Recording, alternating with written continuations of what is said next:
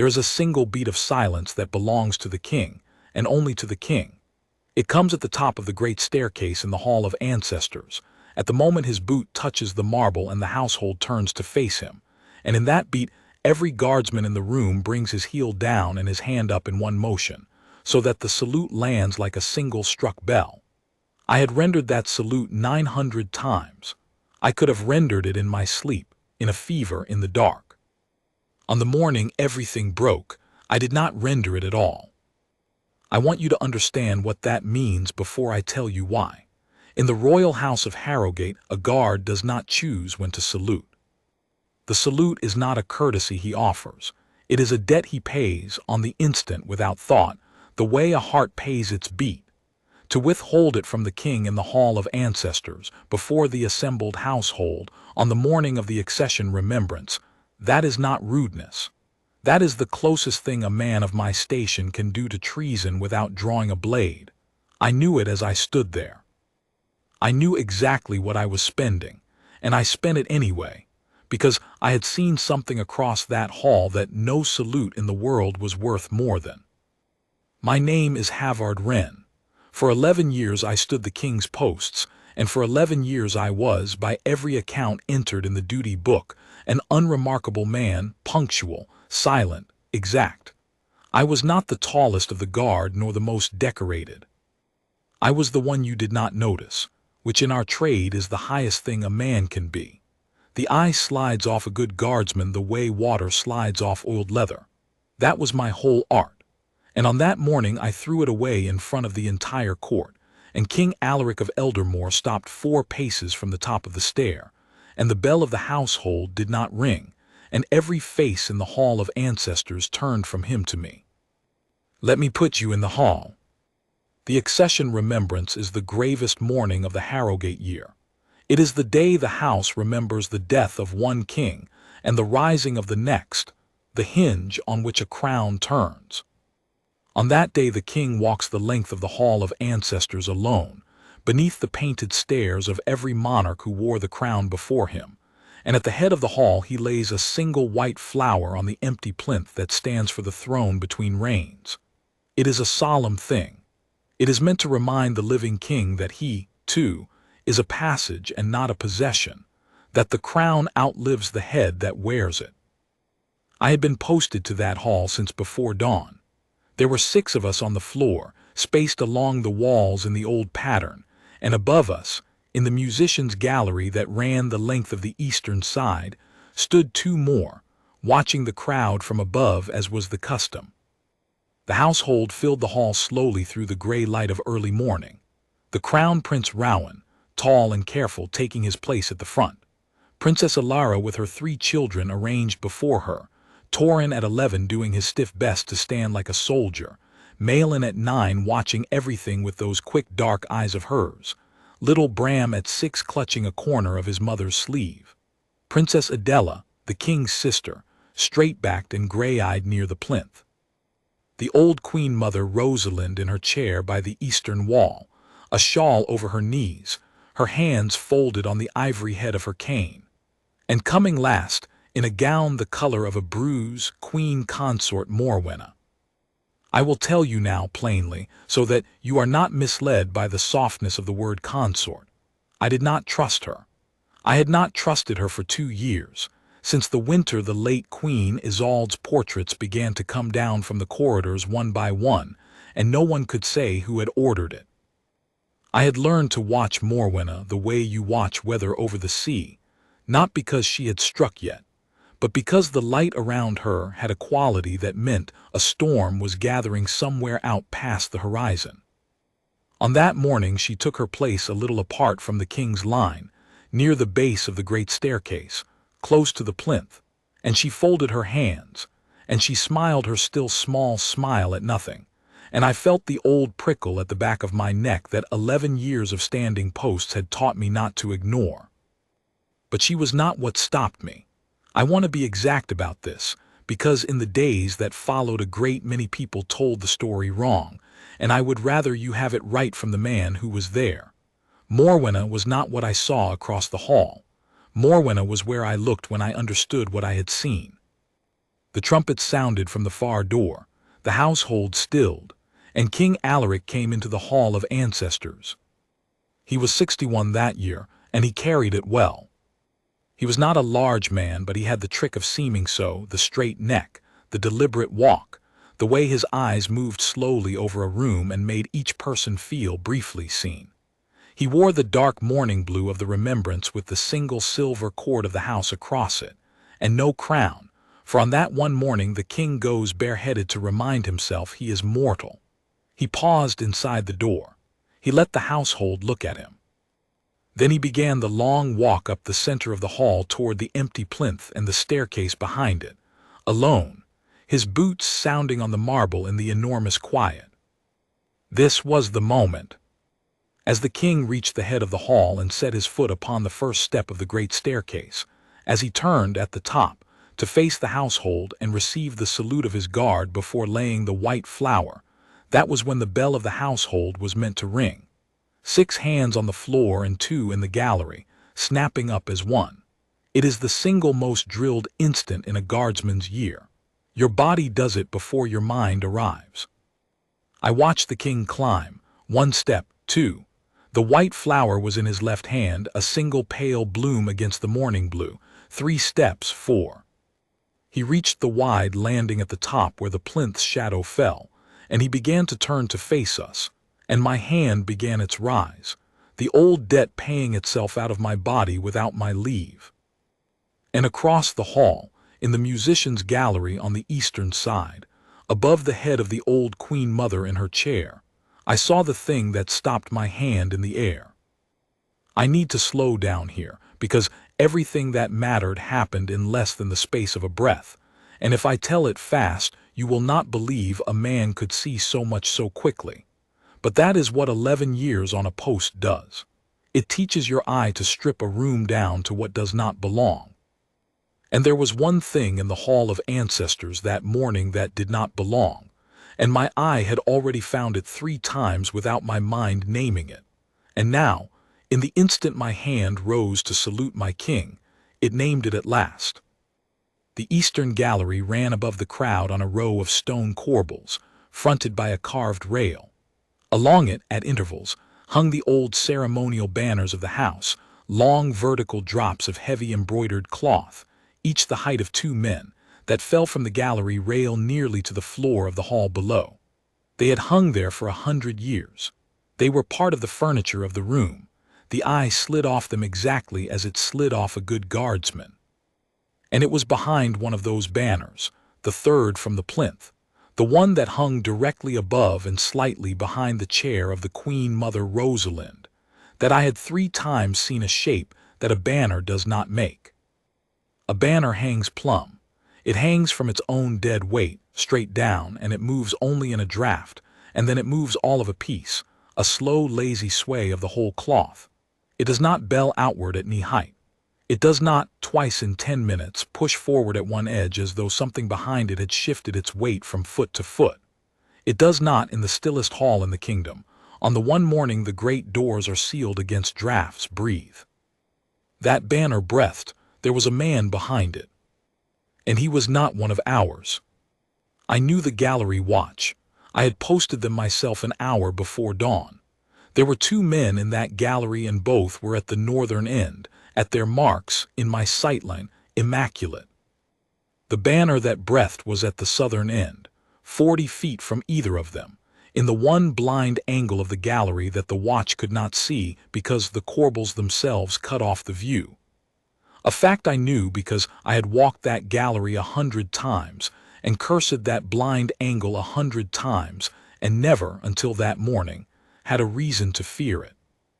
There was a man in the blind angle of the gallery, behind the third banner, directly above the chair of the old Queen Mother, and directly across the open air of the hall from the wide landing at the top of the great staircase where my king now stood, bareheaded, turning to face his household, with a white flower in his hand and 30 feet of empty light between him and that banner and nothing at all in between.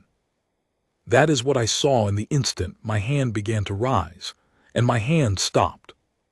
I have tried many times since to describe the thing that happens in a trained man at such a moment, and I have never found words that do it justice, so I will tell you only what it felt like from inside.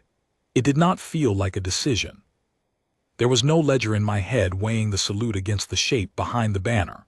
The body simply refuses. The oldest thing in a guardsman, older than the drill, older than the oath. The thing the drill is only a scaffold for, stands up inside him and takes the wheel. And the salute, that sacred automatic debt, simply does not come, because every particle of the man has turned toward the threat, and there is nothing left over to spend on ceremony. So the king reached the top of the stair, and turned and faced his household, and lifted his eyes to receive the salute of his guard, and the salute did not come.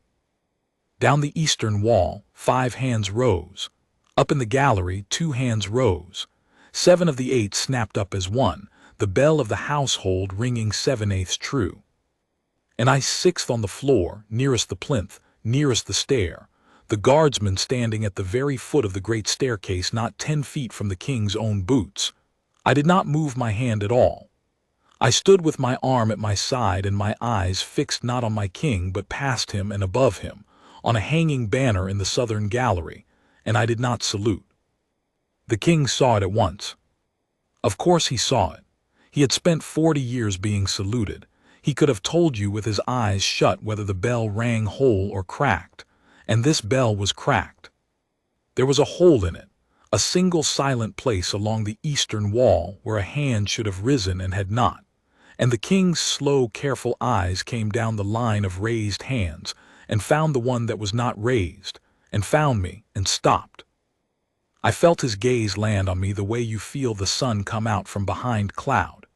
King Alaric of Eldermoor looked down the 10 feet of marble between us into the face of the one guardsman in his hall who had refused him his salute, on the gravest morning of the year before the whole assembled house, and his face, I will never forget it, his face did something I had never seen it do in 11 years. It went cold, not angry, cold. The warmth that lived in the corners of that man's eyes went out like a snuffed candle, and what was left was the oldest thing in a king, the thing the crown is only a scaffold for, the absolute, instant, glacial recognition that his authority had been refused in the one place it must never be refused, and that a reckoning must follow, and that it must follow now. The whole hall had gone still in a new way. 7 hands were up and held. They could not come down until the king released the salute, and the king had not released it because the king was no longer looking at the household. He was looking at me. And the household, following his gaze, turned Rowan and Alara and Adela and the children and the old queen mother in her chair, and Morwenna in her bruise-colored gown. Every face in the hall of ancestors turned from the king to the guardsman at the foot of the stair who stood with his hand at his side, and his eyes fixed somewhere above and behind his sovereign's head. Guardsman! The king's voice was very quiet, and it went to every corner of that stone hall. One word. It was not a question. It was the first stroke of the reckoning. I did not answer him. I could not. To answer him, I would have had to take my eyes off the banner, and I would not take my eyes off the banner, because in the 2 seconds since my hand had failed to rise, the shape behind it had shifted again. Lower now, gathering, the way a man gathers himself who is about to move. And I understood, with the cold, clean certainty that comes to you perhaps 3 times in a life, that whatever was behind that banner was going to come out from behind it in the next few heartbeats, and that when it did, the nearest living soul in its line was my bareheaded king on the open landing at the top of the stair, 30 feet away across empty air, with a flower in his hand. So I did the second unforgivable thing. Having refused my king his salute, I now turned my back on him. I turned from my sovereign in the middle of his own remembrance, in front of his whole house, and I took 3 long strides toward the base of the great staircase, and I put myself, my body, my back, the whole width of me, into the open air between the king on his landing and the banner in the gallery, and I brought my eyes up to that hanging cloth, and I said, in the parade voice that carries without a shout, the voice we are taught to use exactly once in a career and pray never to need. You in the gallery. Show your hands. And the hall of ancestors, which had been silent, became a different kind of silent. The silence of 200 people who have just understood, all at once, that the thing happening in front of them is not a scandal but an emergency, and that the guardsman who broke the salute did not break it out of madness or insult, but because he was the only man in the room looking the right way. Behind that third banner, the shape stopped breathing. For one heartbeat, nothing in the great hall moved at all. The 7 raised hands, the turned faces, the bareheaded king halfway through his cold reckoning. The old queen mother in her chair directly below the banner, her folded hands still on the ivory head of her cane, her chin lifting slowly as she began to understand that the danger her old bones had felt as a draft on the back of her neck had a source, and that it was above and behind her. And me, planted at the foot of the stair with my back to my king and my eyes on the cloth, my whole life narrowing to the single question of what would come out from behind it. Then the banner moved, not the sway of a draft. A hard human shove from within, and the heavy embroidered cloth billowed outward, and a man came through the side of it into the light of the gallery, and I saw in his hand the thing I had feared and a worse thing than I had feared, and the remembrance broke apart into what it truly was. The man in the gallery was dressed as a household servant, the gray coat and dark breeches of the palace staff, the clothes that let a man cross any room in the palace without a single eye stopping on him. He had the palace's own invisibility on his back, the same art I lived by, turned into a weapon. And in his right hand, held low against his thigh as he came through the banner, was a length of dark iron the length of a forearm, not a blade, not a firearm, but a heavy bar with a hooked end, the kind of thing a workman carries and no one questions, and I understood in the same instant why he had chosen it. A blade would have been searched for at the doors. A firearm would have been heard for a mile. But a length of iron dropped 30 feet from a gallery onto the head of a bareheaded king turning on a landing. That makes no sound at all until it lands, and by then the king is already falling and the thing looks, to 200 witnesses, like a piece of the building come loose. An accident, a tragedy. A crown passed to the next head in line before the household had finished its morning prayers. I saw all of it in the half-second it took him to clear the banner, and I was already moving. "DOWN," I roared, not at him, at my king. "Sire, down gallery. I will tell you what my king did, and it is the reason I would have died for him gladly on any morning of my life. King Alaric of Eldermoor, 61 years old, bareheaded, halfway through a cold reckoning against the guardsman who had just refused him his salute, that man did not argue. He did not stand upon his dignity. He did not demand an explanation from the impertinent guard. In the quarter-second between my shout and the thing that came out of the gallery, King Alaric read the whole story off my face and my planted body and my upflung arm, and he trusted the guard who had refused him over every instinct of his royal pride, and he dropped.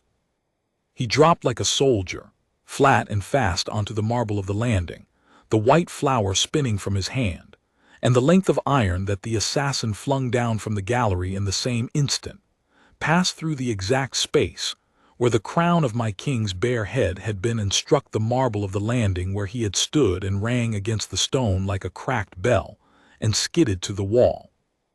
Then the hall came apart. I do not remember the sound the household made. Men who were there have told me since that the hall of ancestors filled with a single rising cry, that the old queen mother did not scream but half rose from her chair with her cane lifted like a sword, that Princess Alara threw her arms wide across her 3 children and drove them down behind the plinth, that Crown Prince Rowan started forward and 2 guards seized him and would not let him climb toward his father into the open air. I remember none of it. I have only the assassin and the 30 feet of empty stone between us, and the one clear thought that a guardsman's whole training exists to produce: get between. The gallery stair was at the southern end, past the blind angle, a spiral of stone behind a low door. He would go for it now. His throw had failed, his cover was blown, 200 witnesses were on their feet, and his only chance was flight down that spiral and out through the servants' passages he had come in by. I could not reach him up there, but I did not need to reach him up there. I needed him not to have a second throw, and I needed the king's body between the gallery and the stair, and I got the second thing by throwing myself up the great staircase 3 steps at a bound, and putting my own body flat over my prone king on the landing, my back to the gallery, my arms spread wide across him, so that if the assassin found a second thing to throw, he would have to throw it through me to reach the crown of Eldermoor. For a moment I lay over my king like that, my cheek near his silver-corded shoulder, both of us flat on the cold marble, and I heard him breathing hard and fast and alive, and I heard him say into the stone, in a voice no one else in the hall could have heard, "Renne. It's Renne, isn't it?" "Yes, sire," I said. "You didn't salute me." "No, sire." And King Alaric of Eldermoor, flat on his face on the landing of the Hall of Ancestors, with an assassin's iron ringing against the wall 6 feet away, made a sound that I would not have believed if I had not had my ear next to his mouth. He laughed. One short, astonished breath of a laugh, the laugh of a man who has looked straight into his own death and found it wearing the face of the most disciplined guardsman in his house, refusing to raise his hand. "No," he said, "you did not. Remind me to have you flogged for it, later, when we are not being murdered." Above us in the gallery I heard the low door bang. The assassin was running.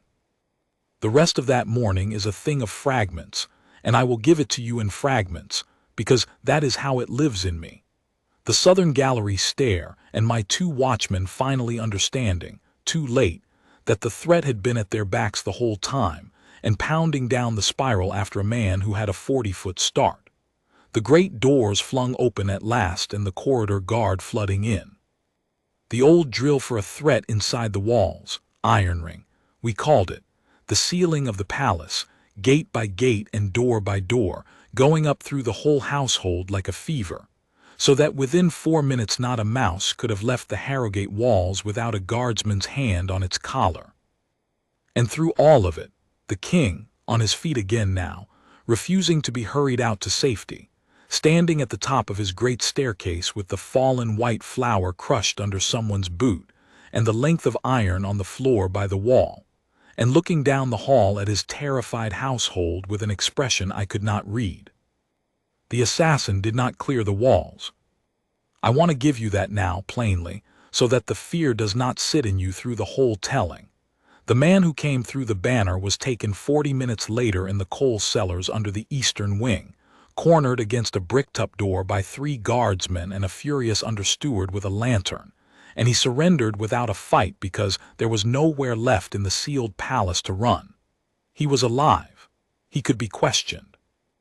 And that the fact that he was alive to be questioned turned out to matter more than any of us standing in the Hall of Ancestors that morning could have known, because the length of iron and the servant's coat were only the outermost skin of the thing, and what lay under them went up, and up, and up, into the very heart of the house. But I am ahead of myself. On that morning I knew none of it. On that morning I knew only that I had refused my king his salute, and turned my back on him, and shouted him to the floor, and laying across his body on the marble, 4 separate breaches of everything a guardsman is, any one of which could have ended me, and that he had said, with an assassin's iron still ringing in his ears, "Remind me to have you flogged for it." I did not know whether he was joking.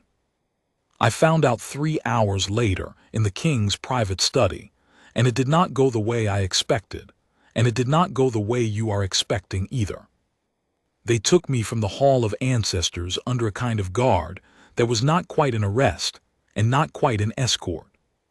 2 of my own brothers-in-arms walked me, men I had drilled beside for years, Corwin on my left and old Barrick on my right, and neither of them would meet my eye, and neither of them touched their hand to my shoulder, and I understood from that exactly how the thing looked from outside.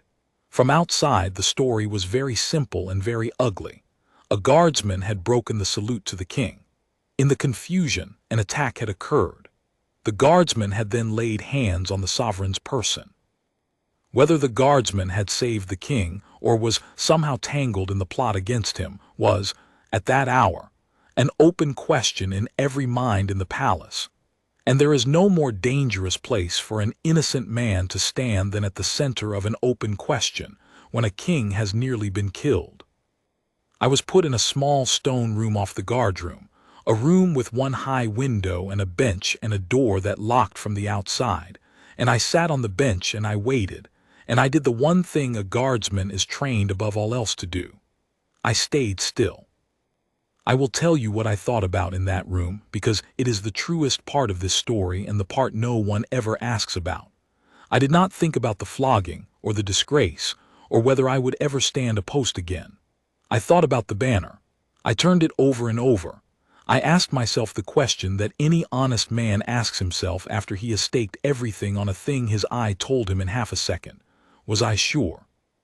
Had the banner truly breathed, or had I wanted it to, out of 2 years of watching Morwenna and waiting for the storm? Had I saved my king, or had I merely happened to break the salute in the same instant a real threat appeared, and dressed my own strange failure up afterward as heroism? The iron on the marble answered that. The iron was real. A man does not fling a forearm's length of hooked iron at the head of a king by accident. But even the iron did not answer the deeper question. And the deeper question was the one that would consume the next 3 weeks of all our lives, and it was this. How did a man in a servant's coat come to be standing in the one blind angle of the eastern gallery, behind the one banner that overlooked both the Queen Mother's chair and the king's landing?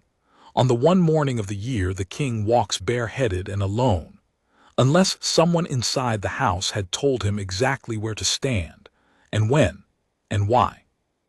Someone had opened a door for that man, someone who knew the drill, someone who knew the blind angle, someone who knew that on the morning of the remembrance the gallery watch stood at the northern end and the king's head would be bare. I sat on the bench in the stone room and I let that thought stand up in front of me and I looked at it, the way I had looked at the banner, and I did not flinch from where it pointed. It pointed inside. It pointed at the house.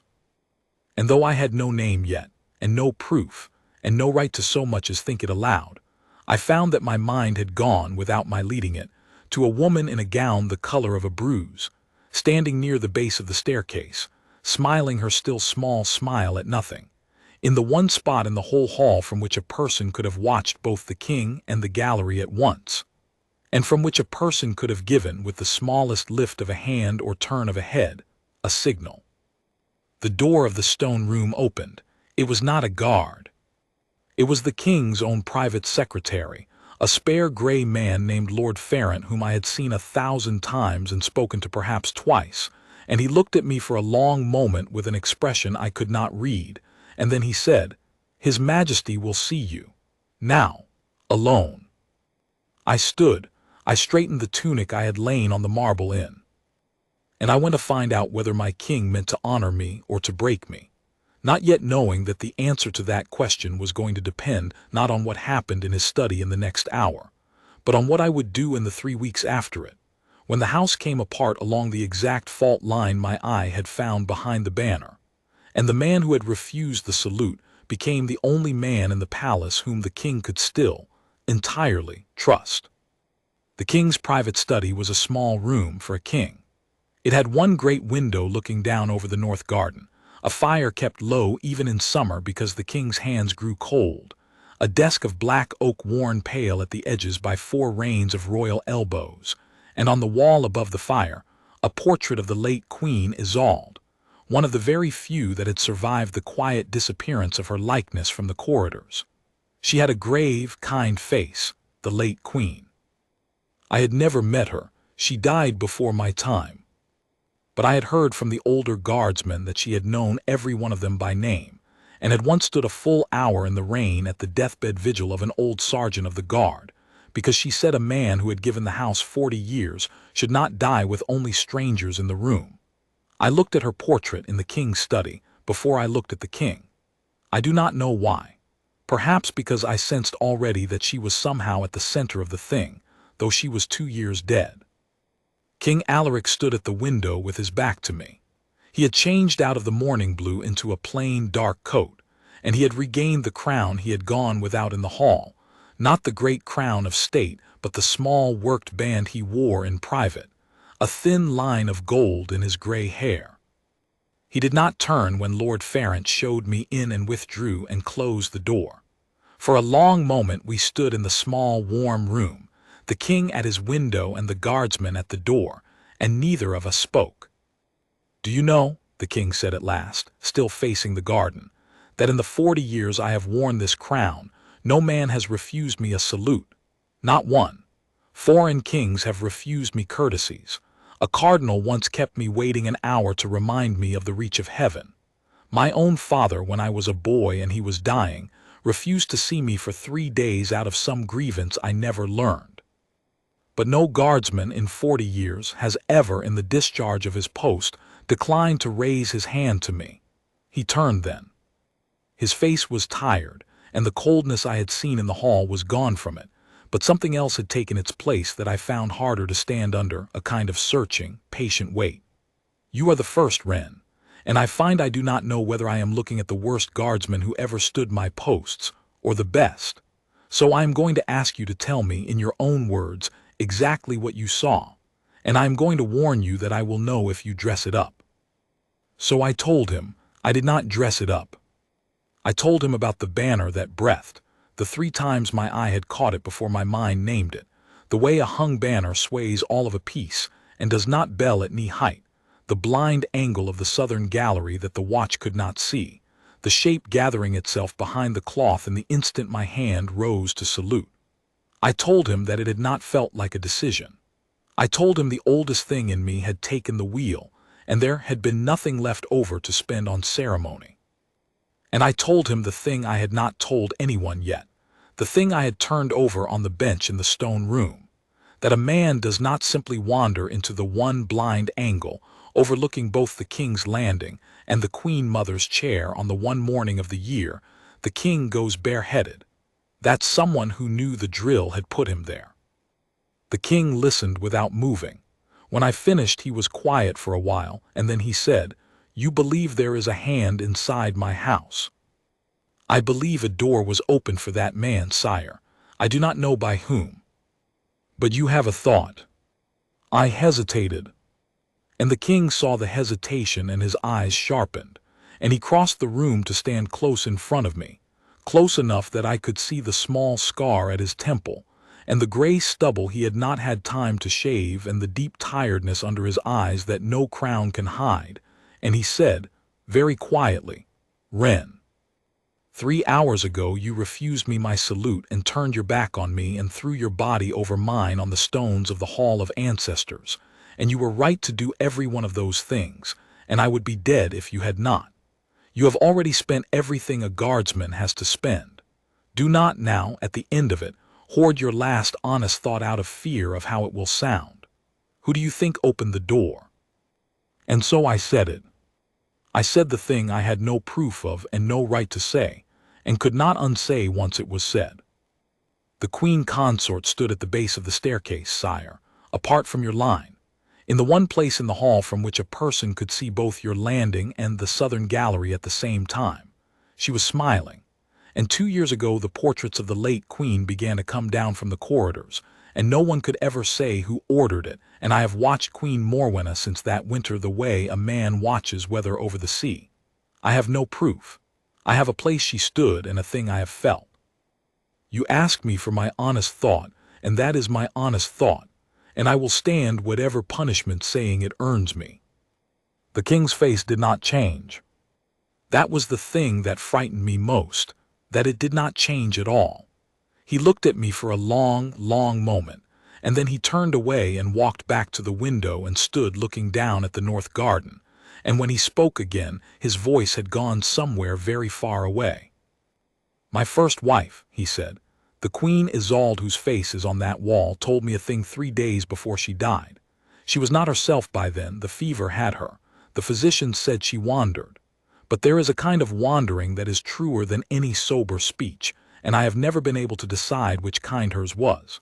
She held my hand and she said, "Alaric, watch the woman who comforts you when I am gone. Watch her most on the days you grieve me hardest. She will reach for the children first." And then she slept, and 2 days later she died, and I put it away as the fever talking, because a man who has just lost the wife of his youth cannot also afford to suspect the friend who holds him up at the graveside. He was silent a moment. Morwenna held me up at the graveside, Renne. She was the late queen's own cousin. She was the friend who comforted me. I married her 2 years later because the house needed a queen, and the children needed a mother, and I was tired of being cold, and every soul at court called it a wise and gentle match. He turned back to me, and there was something new in his face now, something I had not seen in the hall or at the window. The look of a man who has, for 2 years, kept a locked door in his own house and refused to open it, and has just heard from the mouth of a guardsman the sound of something moving on the other side of it. "You are the second person," the king said slowly, "to warn me about my queen. The first was a dying woman I loved, and I did not listen to her, because listening would have cost me the only comfort I had. Now here is the second, a guardsman who has just saved my life by refusing to look away from a thing everyone else in the hall looked past. I find I am not able, this time, to keep the door shut." He drew a breath. "I am not going to have you flogged, Renne. I am not going to honor you either.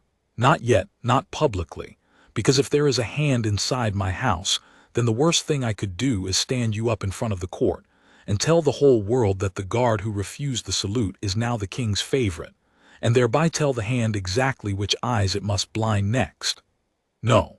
What I am going to do is far more dangerous than a flogging, and I am going to ask your leave before I do it, because no oath in the house covers what I am about to ask." "Ask it, sire." "I am going to return you to your posts as if nothing had happened. The court will be told the guardsman was questioned and cleared, and that his breaking of the salute was a moment of loyal vigilance, which is true, and that the matter is closed, which is a lie. And then quietly, off the duty book, answering to me alone and to no captain and to no order but mine, you are going to find the hand. You are going to watch the woman my dying wife told me to watch. You are going to walk the palace the way you walked that gallery, and you are going to find the door that was opened and the person who opened it, and you are going to bring me a thing I cannot argue with, because, Renne, hear me, I cannot move against the queen consort of Eldermoor on a guardsman's feeling and a fever dream. If I accuse her and I am wrong, I destroy an innocent woman and shatter my house. And if I accuse her and I am right but I cannot prove it, she will bury the proof and the children and me along with it. I need certainty. I need the thing behind the banner, dragged all the way into the light. Will you get it for me?" I looked at my king. I looked at the portrait of the dead queen who had tried to warn him and been put away as a fever. I thought about the 3 children in the Hall of Ancestors, Torrin standing stiff like a soldier, little Bram clutching his mother's sleeve, and Malin, 9 years old, with those quick dark eyes that had, I realized only now, been the very first thing I had seen turn toward the gallery, a half-second before mine did, as though the child too had felt the thing behind the banner and had no words for it. "I will get it for you, sire," I said. And that was the beginning of the second story inside the first one, the 3 weeks in which a guardsman who had spent his whole life being unnoticed used that art, for the first time, as a weapon, in which the house of Harrogate came slowly, terribly apart along the fault line my eye had found, and in which I learned that the thing behind the banner was worse than an assassin, and older, and that it had been standing in the light of the court the whole time, smiling its still small smile, while every eye in the kingdom slid off it exactly as the eye slides off a good guardsman. I began where any hunter begins. I began with the man in the coal cellar. He was held in a strong room under the guardhouse, and by the king's own written leave, a single line in the king's hand that Lord Ferrant brought me sealed, I was allowed to sit with him. He was a lean man of perhaps 40 with a workman's hands and a face that had learned somewhere to give nothing. He would not tell me his name. He would not tell me who had opened the door. He sat on his bench and looked at the wall and said, over and over in a flat voice, only one thing: "I'm a dead man whichever way I answer, so I'll answer nothing." And the terrible part was that I believed him. He was not defiant. He was resigned. He had the face of a man who knew that the hand which had reached down into his life to make him a weapon could reach down again into any cell in any kingdom and close. But a man who gives nothing with his words gives a great deal with everything else. If you have spent 11 years learning to read what people do not mean to show. I did not press him for names. I sat with him, quiet, hour after hour, the way I would stand a post, and I watched. I watched what made him flinch and what did not. And I learned 3 things. The first, when I spoke of the king, he was unmoved. He had no hatred for King Alaric. He had never, I came to believe, cared a straw who sat the throne of Eldermoor. This was not a man with a cause. This was a man who had been bought or frightened into a single act, and the target had been nothing personal to him, which meant the malice belonged wholly to the one who had aimed him. The second, when I spoke once carelessly of the children of the Crown Prince Rowan of the succession, of who would wear the crown if the king fell, the resigned man's jaw tightened for the first time, a small hard movement he could not stop, and his eyes went to the door of the cell as though he expected it to open. It was not fear for himself. I had seen his fear for himself. It was flat and gray. This was a sharper thing. This was the flinch of a man who has been told a secret he cannot bear the weight of, and has just heard someone else brush the very edge of it. And the third thing, the thing that broke the case open, I found not in the man but on him. When he had been taken in the coal cellar, he had been searched, and his few possessions bagged and set aside, and among them was a small thing that the guardsman who took him had not thought twice about. A folded square of paper, greasy and much handled, the sort of thing any workman might carry. On it, in a cramped hand, were written what looked like the ordinary reminders of a servant's day deliveries, a laundry account, the times the eastern corridors were swept. It was, in short, the perfect disguise for the one line on it that was not ordinary, and which I would never have caught if I had not, 3 weeks earlier, and for a wholly different reason, been made to memorize the private household schedule of the Queen Consort's own apartments. Among the innocent lines was this: "Our gallery, 3rd fall, when the bell is bare, wait for the white." The bell is bare. That was the remembrance. The one morning the king wears no crown, when the bell of the household rings for a bareheaded man. The 3rd fall was the 3rd banner, and wait for the white was the white flower. The signal to strike was the king's raising of the bloom to lay it on the plinth. The one moment his hands were occupied and his head was turned and bowed. Someone had written the murder of the king on the back of a laundry account in the language of the household, in a hand that was not the prisoner's.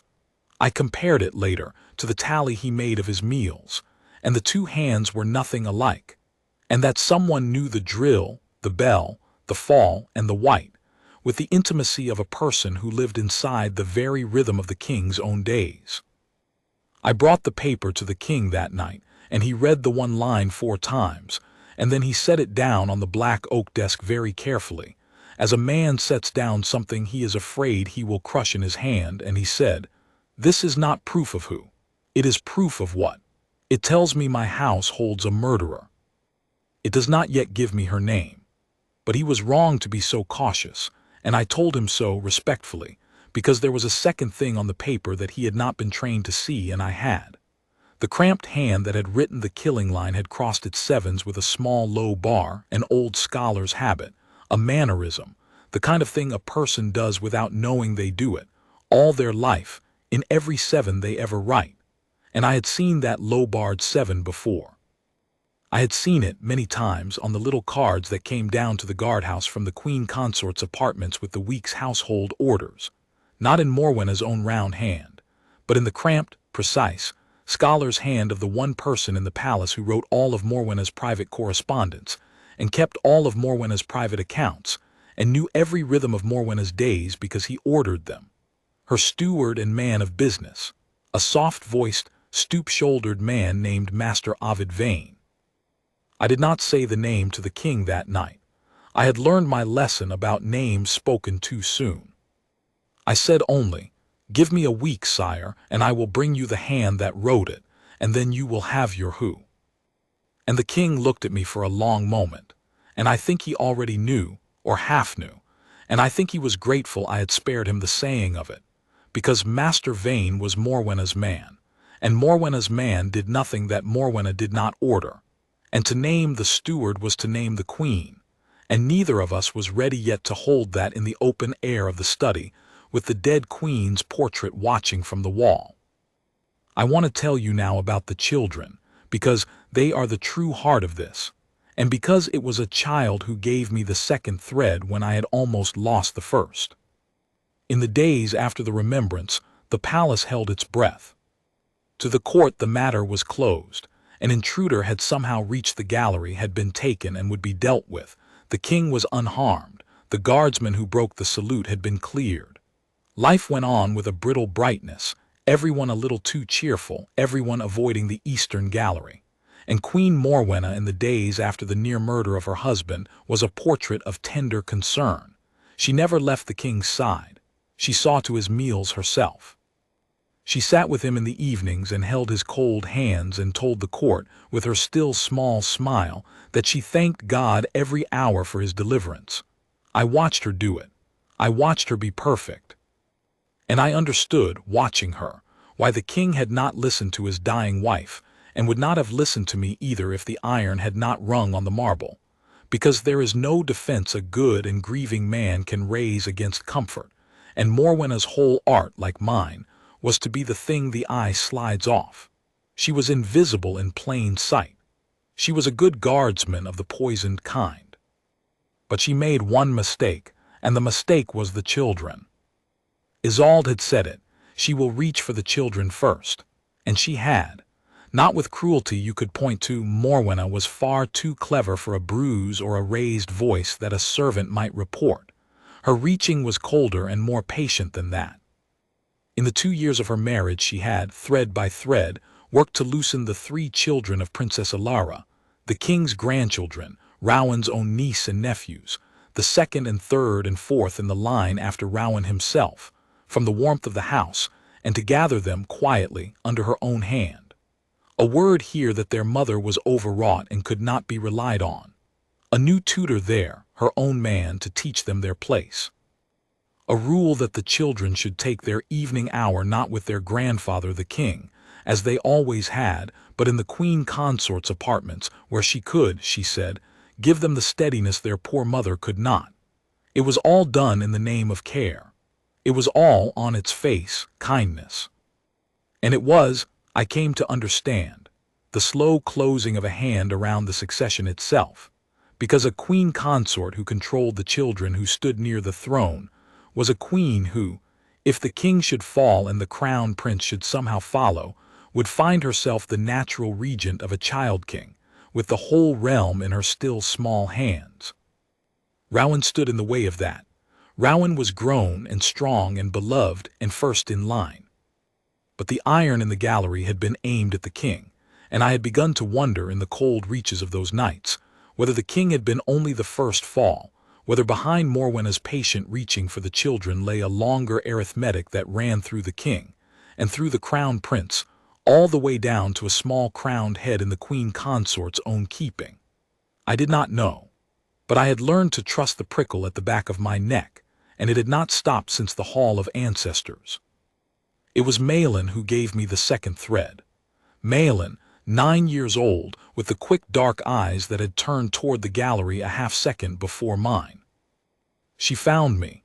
That is the thing I have never quite gotten over, that she came to me, and not the other way. I was standing my post one gray afternoon in the long gallery off the north garden, a quiet post, a nothing post, chosen for me deliberately by the captain who did not know I answered to the king, and the 3 children came through with their new tutor at a brisk, unloving pace, and Malin dropped something as she passed. A small folded paper. She dropped it directly at my boot, without breaking stride, without a glance, in exactly the way a person drops a thing they mean a certain other person to find. And I understood, watching the back of her small stiff neck as the tutor hurried her on, that this child had learned, in her 9 short years in that house, the same art I had spent 11 years learning. She had learned to pass a thing to someone under the eyes of the one who must not see it. She had learned to be the thing the eye slides off. I let a full minute pass. I stood my post. Then, as though adjusting my boot, I bent, and the paper went up my white glove, and I did not look at it until I was alone that night. And when I unfolded it in the light of a single candle in my cell, I found, in a child's careful hand, 9 words that stopped my breath the way the banner had stopped my hand. The words were, "She hurts Uncle Rowan's food. I watched, please help him." I read those 9 words a dozen times by the candle, and each time a colder understanding settled into me. She hurts his food. A child does not write the word poison. A child writes what a child sees. And what this child had seen, in the Queen Consort's apartments where she was now made to spend her evening hour, was something done to the Crown Prince's food, done by the woman who reached for the children first, and she had watched it, because she was a watchful child in a frightening house, and she had no one in the world she dared tell. And so she had chosen the one silent man in a red tunic whose eyes she had seen turn toward the gallery in the same half-second hers did. And she had trusted him with the whole weight of it in 9 words dropped at his boot. I did not sleep that night. I sat with the child's paper in one hand and the prisoner's laundry account in the other, and I saw the shape of the whole thing at last, and it was worse than an assassin, exactly as I had feared. The iron in the gallery had been the loud stroke, the one that would have looked like an accident. But an accident cannot be repeated. So there was a second, quieter road running alongside the first, a road of small doses in the evening food, patient and invisible, that would have looked, when it finally did its work, like nothing at all, like a strong young man's heart giving out, like a grief, like the cruel, arbitrary way that fate takes even princes. The gallery had been meant to take the king. The food was meant to take the air. And a child had seen the second road with her own eyes and had no words for it, but I watched. Here is where I made the only real mistake of those 3 weeks, and I will not hide it from you, because a man who tells you only his cleverness is not telling you the truth. I went too fast. I had the prisoner's paper and the child's paper, and I had the low-barred 7 that led to Master Vane, and I had a grandchild's testimony that the Crown Prince's food was being tampered with under the Queen Consort's own roof, and I thought, God forgive me, I thought I had enough. I thought I could bring it to the king the next morning and end it. I did not reckon on how fast a cornered hand can move when it feels the floor shift beneath it, and Morwenna's hand felt the floor shift, because I had made one careless step, and the careless step was the prisoner. I had gone back that last time to the strong room under the guardhouse, to press the prisoner once more now that I had a name to test on him, Vane. I had not spoken it aloud in the cell. I was not so foolish as that. But I had watched his face when I spoke idly of stewards and men of business and the running of great households, and his jaw had tightened at the word steward exactly as it had tightened at the word children, and I had my confirmation, and I had let it show, for 1/2 second, in my own face, the small light of a hunter who has found his quarry, and a guard of the strong room saw it. An ordinary guard, a good man, no traitor, but a man who talked in the guardroom over ale, of how that strange Renne who broke the salute had been down to see the prisoner again, and had come away looking pleased. And the guardroom talk went where guardroom talk goes, up through the servants' corridors, and by some thread I never fully traced it reached the still small smile in the bruise-colored gown. The next morning the prisoner in the strong room was dead. They said it was his own hand. They said he had torn a strip from his blanket and done the thing himself in the dark hours, out of despair, and there was even a kind of sense to it. He had told me himself, I'm a dead man whichever way I answer. But I had sat with that man for hours, and I knew the difference between a man who means to die and a man who has been made to, and there were marks on the strong room I did not like, and the guard who had held the watch that night was found, when I looked for him, to have been sent on a sudden errand to the far coast by an order that no one could quite produce. The prisoner was dead. My one living witness to the loud road was gone. And I understood, standing over him in the gray strong-room light, that the hand had just told me plainly that it was still strong and still close and still watching, and that it had killed a man to close a door and would not stop at one. That was the false dawn turned to false dark. I had thought myself almost done. I was instead more alone than when I began, with a dead witness and a child's paper and a king who needed certainty I could no longer fully deliver, because the prisoner's death, cruel as it was, could be told as despair, and Vane's Lobard 7 could be told as coincidence, and a 9-year-old's frightened 9 words could be told, by a clever queen, as the imaginings of a troubled child whose own mother was overwrought and unreliable. Everything I had could be explained away by a woman who had spent 2 years teaching the whole court that Alara was fragile and her children needed steadying. I had the truth.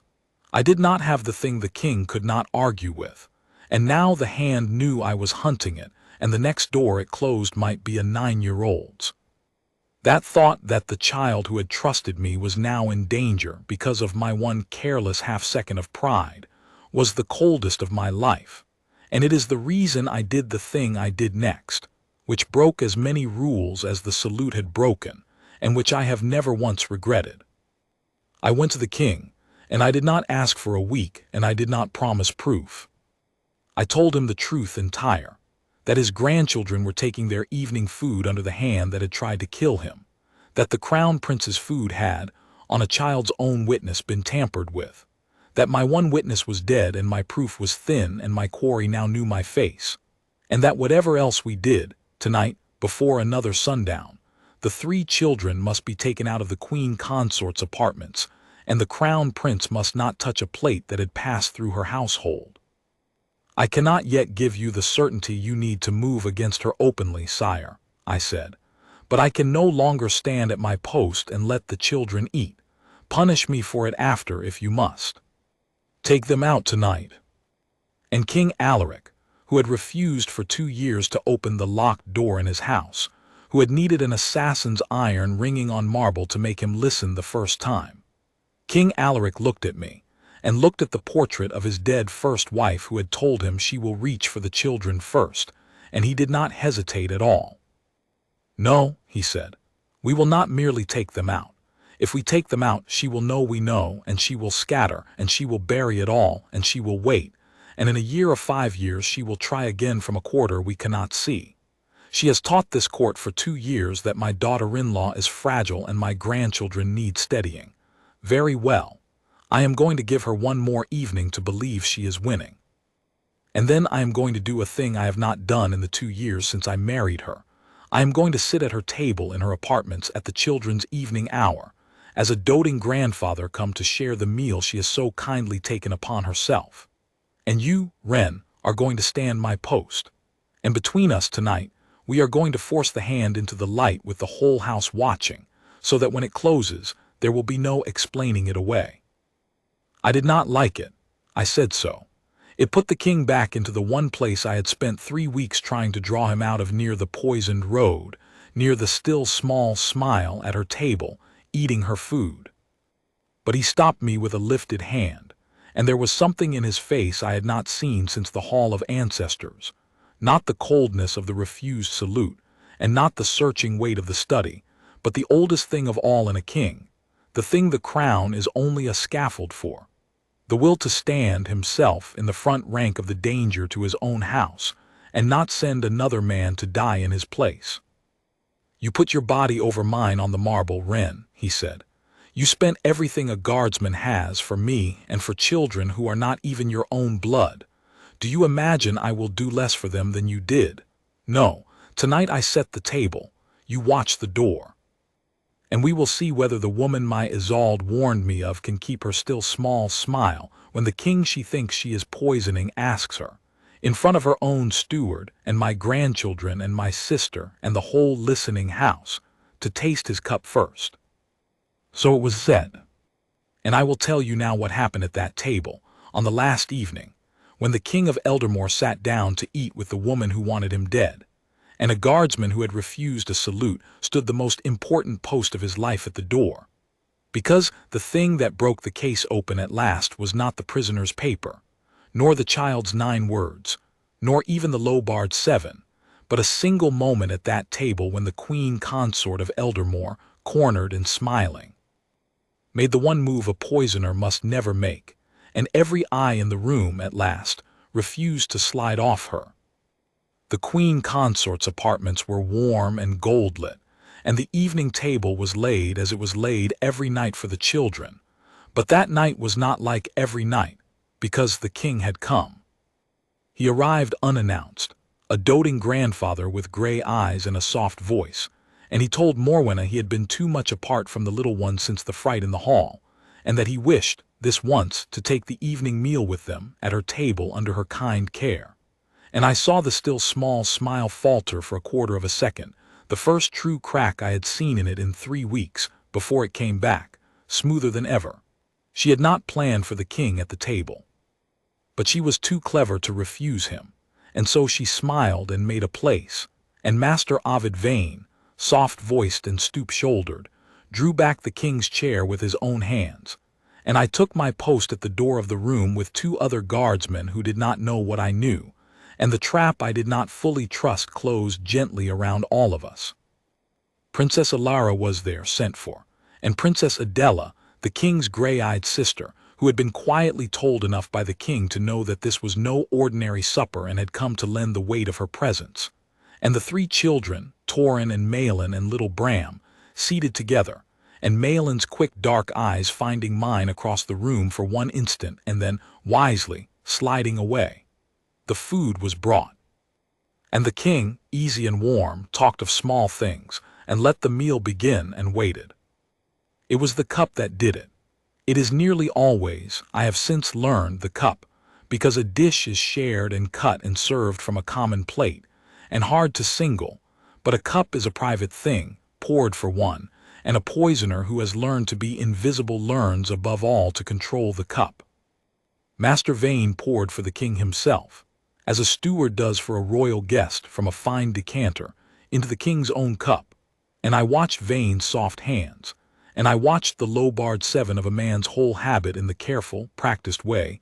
He set the cup at the king's right hand, and turned it a precise quarter turn so the house crest faced outward, a small unnecessary courtesy that a man does when he wishes the eye to rest on the crest and not on the wine. And King Alaric, warm and doting in the middle of some gentle story about the children's grandmother, reached not for his own cup but across the table, and lifted the queen consort's cup instead, and said lightly, as a fond old husband might, "Let me drink to you tonight, my dear, from your own cup, for you have been my whole comfort these 3 weeks, and I would share what is yours." And he raised her cup to his lips. I have never seen a thing done so fast by a person sitting still. Morwenna's hand came off the table. It was not a large motion. It was the smallest possible motion, a mother's flinch. She might have called it a startled reach, but her hand came off the table and caught the king's wrist, gently laughing, and she said, "No, no, Alaric, that is the sour end of the flask. Let Vane pour you fresh." And she tried, smiling, laughing, to guide the cup back down and away from his mouth. And the king held it there, an inch from his lips, and did not lower it, and looked at her over the rim with eyes that were no longer warm, and the whole warm gold room went very still. "Why should I not drink from my queen's cup?" he said very quietly. And it was Vane who broke, not Morwenna. Morwenna would never have broken, but her steward, her low-barred 7, her man who had written the murder of a king on the back of a laundry account, and thought no one would ever read the language of the household but himself. Master Vane rose half out of his chair with his soft face gone the color of tallow and his soft voice cracking, and he said, before he could stop himself, before anyone had accused him of a single thing, "Sire, it is not, you must not, it is meant for, And then he heard his own words fall into the silence and he stopped, but it was 3 words too late. It is meant for. 200 years of household service had taught Ovid Vane to be the thing the eye slides off. And in one instant of terror for his king's lips at the wrong cup, he had made every eye in the room, at last, land on him and hold. And then into that silence, King Alaric did the thing I had waited 3 weeks for, the thing no clever queen could explain away. He did not shout. He did not accuse. He set the cup down very gently, untasted, in the exact center of the table where everyone could see it, and he looked at his wife, and he said in a voice that carried to the door where I stood and to the children and to his sister and to the whole listening house beyond, "Then let us settle it simply, my dear, as loving spouses do. Drink it yourself. Here, now.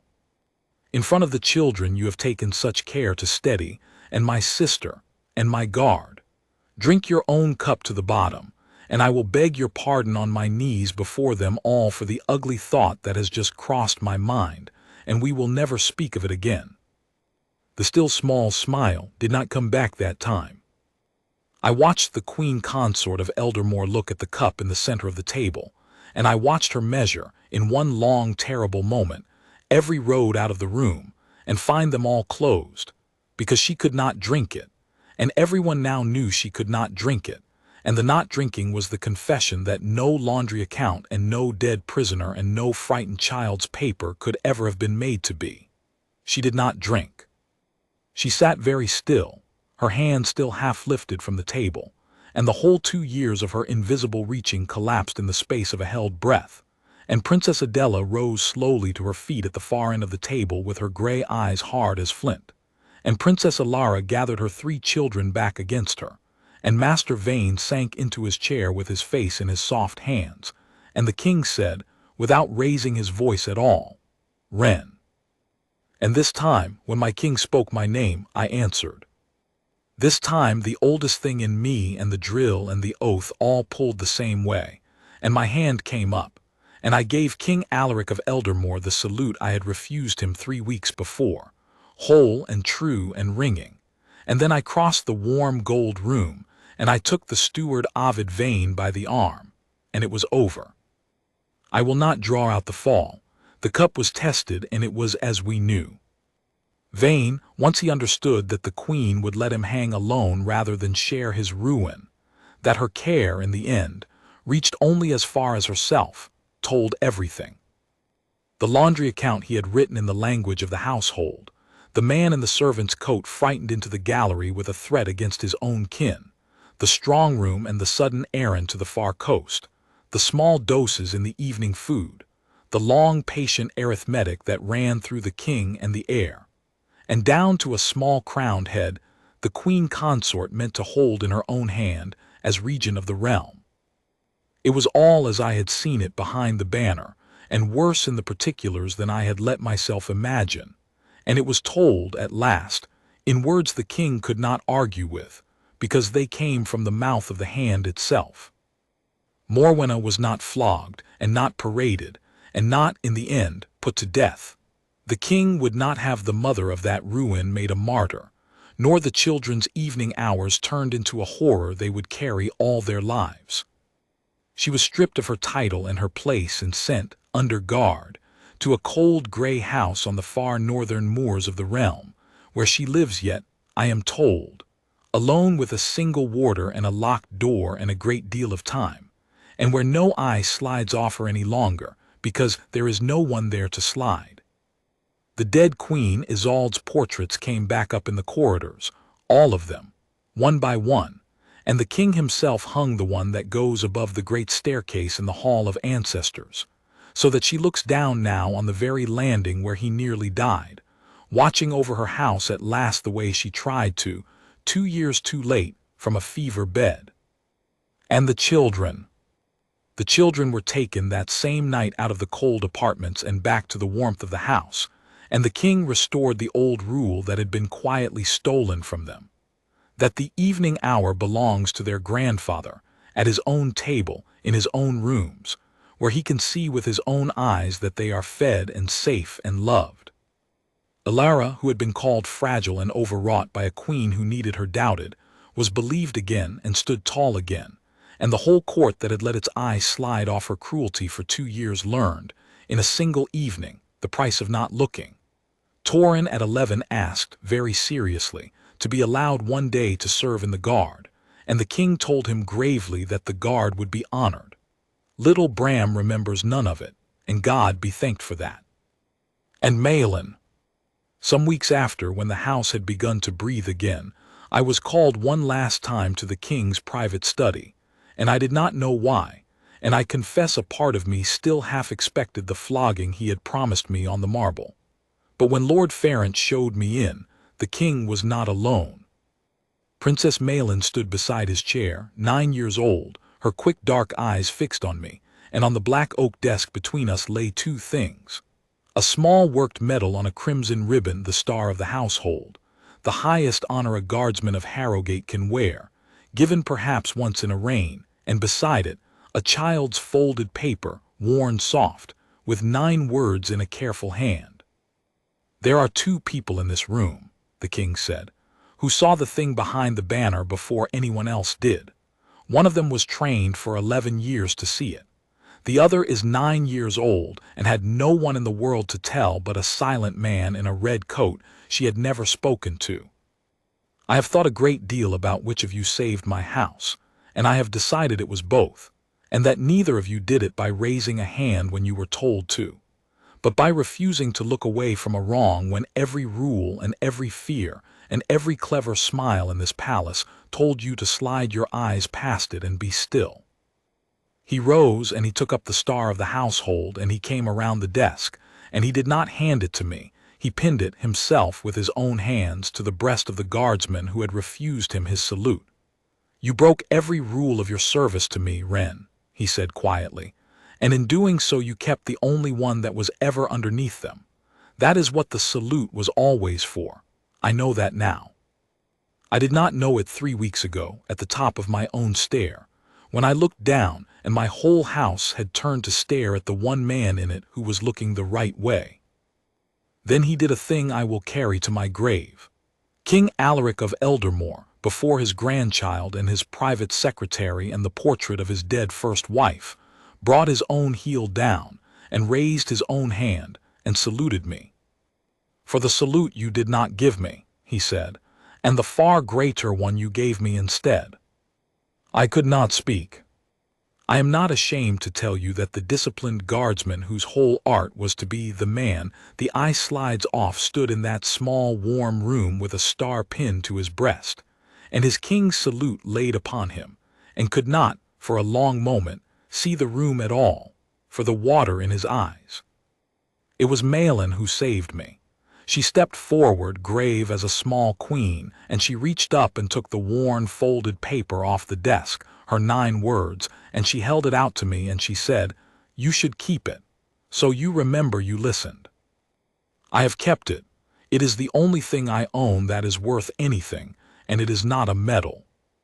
I stood the king's posts for another 12 years after that morning, and I stood them well, and I gave the salute 900 more times, whole and true and ringing, and the eye slid off me exactly as it should, and no one who watched me at my post would ever have guessed that under the red tunic, over the heart, folded small, was a child's paper with 9 words on it.